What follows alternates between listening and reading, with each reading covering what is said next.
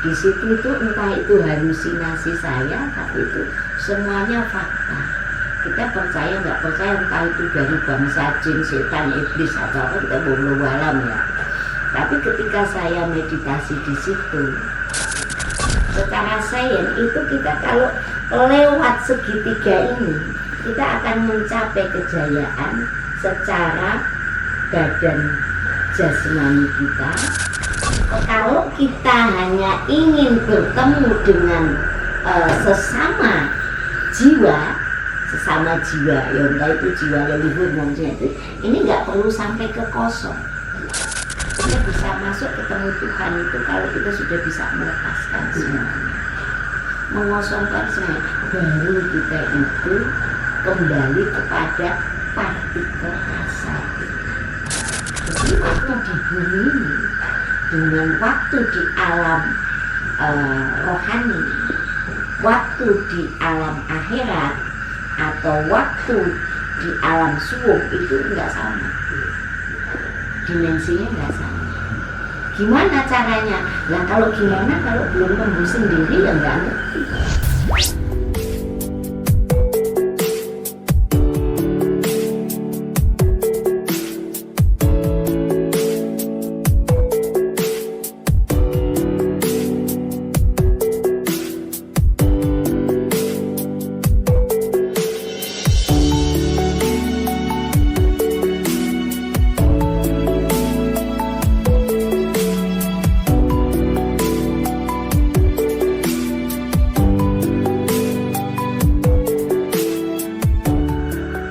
Ya luar biasa. Setelah itu kita naik lagi.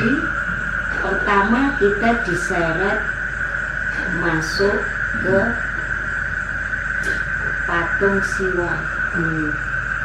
Patung Siwa.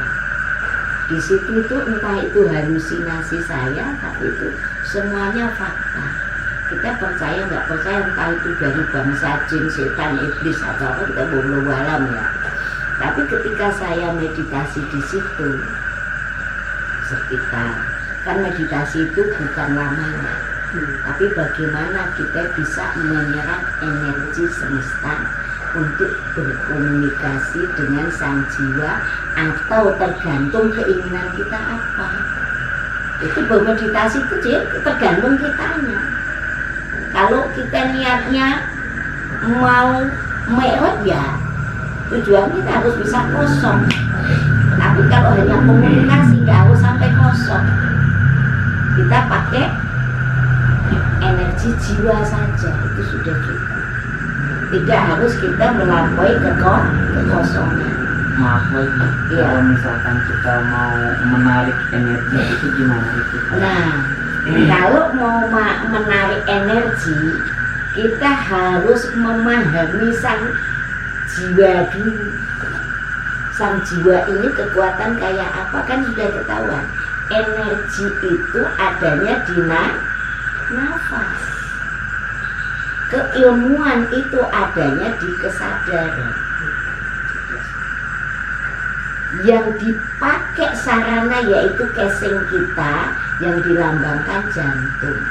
Secara sains itu kita kalau lewat segitiga ini, kita akan mencapai kejayaan secara badan jasmani kita, kekuatan energi tanpa batasnya, energi tanpa batas yaitu nafas, dan keilmuan penguasa alam semesta atau Allah Subhanahu wa Ta'ala yang dipunggulkan, yang menjadi tumpuan keinginan dasar untuk mengabdi, itu pasti ada namanya. Itu yang namai manusia. Makanya kalau ribut masalah nama Tuhan, itu kita terus gak akan maju, gak akan bisa. Karena ribut dengan nama, esensinya itu bukan nama. Tapi bagaimana kita merasakan bagaimana kekuatan energi yang luar biasa segitiga ini untuk mewarnai aktivitas kita, untuk memudahkan menangkap sinyal dari semesta itu. semesta raya maupun semesta pribadi. Jadi energi ada di mana? Iya. Napas. Berarti bagaimana kita menghipot nafas. Tapi ketika pas kita lagi meditasi, kadang kita itu napas itu emang kadang naik turun gitu ya. Jadi kadang padahal kita nggak atur napasnya gitu, jadi kayak sendirinya gitu. Itu gimana tuh? Jadi kalau sedang bermeditasi yang kita bimbingkan itu benar-benar natur. Kita hanya mengamati saja, mau panjang, mau pendek, mau tinggi, mau rendah, mau ada suara maupun enggak. Kita hanya sebagai pengamat, sebagai penyaksi saja, penyaksi sang nafas. Kalau kita hanya ingin bertemu dengan sesama jiwa, ya entah itu jiwa leluhur maksudnya itu, ini nggak perlu sampai ke kosong. Nggak usah kosong. Nggak usah sampai ke kosong. Kita hanya konsentrasi 3 dimensi ini. 3 dimensi. Kalau kita mau mi'raj untuk berjumpa dengan guru sejati kan harus mencapai kosong. Kalau nggak kosong nggak akan bisa berjumpa. Jadi caranya mencapai kosong itu dari nafas, kita mengamati nafas dengan kesadaran, didukung oleh energi sirkulasi jantung dengan yang baik. Itu terus kita hanya mengamati sampai tidak terdeteksi sang nafas. Kan kadang dibantu lagi sama Hu Allah supaya kita tetap berkonsentrasi. Hu Allah pun yang namanya ucapan, aran, sebutan itu juga sudah nggak ada. Jadi kita kesuwung, molekul, elektron, neutron, partikel-partikel terkecil itu ya sampai kembali kepada ketiadaan. Itu barulah kita meninggali kaulah. Di situ kita akan menemukan penjelasan. Kalau kita belum sampai pelepasan, sampai kita mencapai kecapean, terlalu capek memikirkan hal macam-macam bagaimana sinergi lelah, ketika kosong kita melepaskan semuanya itu tidak akan bisa masuk. Kita bisa masuk ketemu Tuhan itu kalau kita sudah bisa melepaskan semuanya, mengosongkan semua, baru kita itu kembali kepada partikel asal, yaitu apa? Ketiadaan, tapi penuh dengan kekuatan. Ada pertanyaan lagi? Nggak ada lagi. Menyatu. Kayak kita sedang menyembah sama yang disembah, ya sama. Yang menyembah ilah, yang disembah pun ilah juga.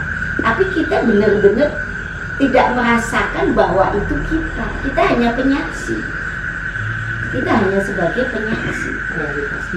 Iya. Dan itu kalau sudah mencapai itu, durasinya berapapun kan dimensi waktu berbeda.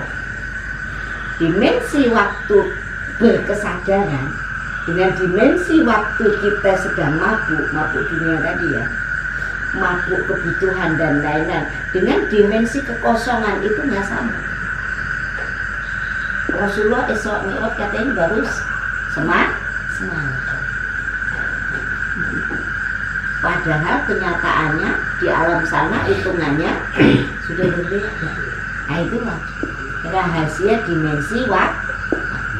Jadi waktu di bumi ini dengan waktu di alam rohani, waktu di alam akhirat atau waktu di alam suwung itu enggak sama.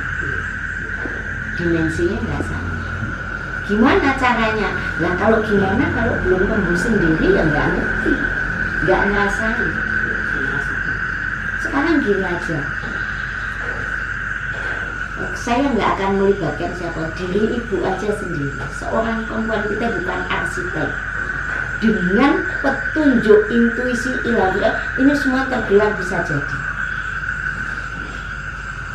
Dan itu keuangannya dari mana itu sudah nggak ada masalah. Dan saya belum pernah menghinakan jiwa raga itu untuk mengemis. Makanya kalau ada orang minta apa, kita selalu doakan, ya Allah berikan hidayah. Karena meminta-minta itu merendahkan Tuhan yang ada di dalam. Tuhan ada di sini. Kalau kita biasa gagal, itu nanti vibrasi positif. Yang namanya kekayaan, keberlimpahan itu dia yang nyari. Karena wadahnya kuat.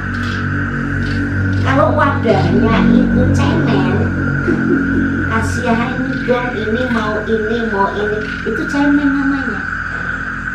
Cemen. Bisa diuji itu.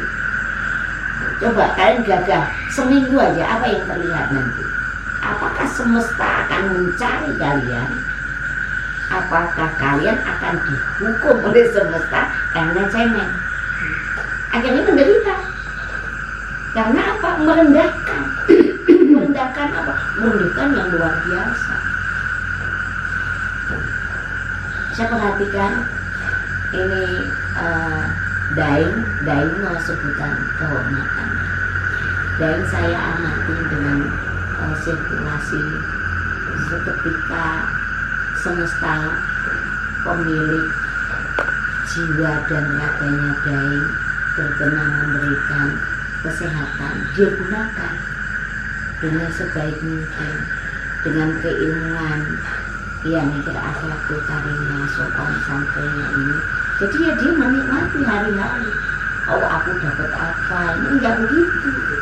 Beda, udah beda dimensi. Ini yang termasuk aku 2 hari tidur. Iya. Pindah ke alam lain. Ke alam lain. Iya. Itu perbedaan waktu yang tadi Bunda bilang, itu aku sempat hitung juga itu. Iya. Itu perbedaannya waktunya itu 48 jam 18 menit 19 detik 39 second saya. Sudah. Padahal itu 2 hari itu. Iya. 2 hari doang. Luar biasa, perbedaannya sangat jelas.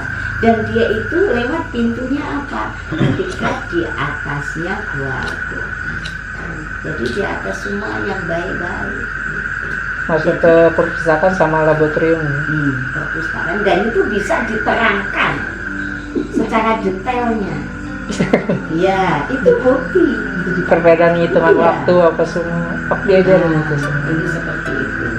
Dan makanya yang Bunda bilang perbedaan waktu setiap dimensi itu benar-benar beda.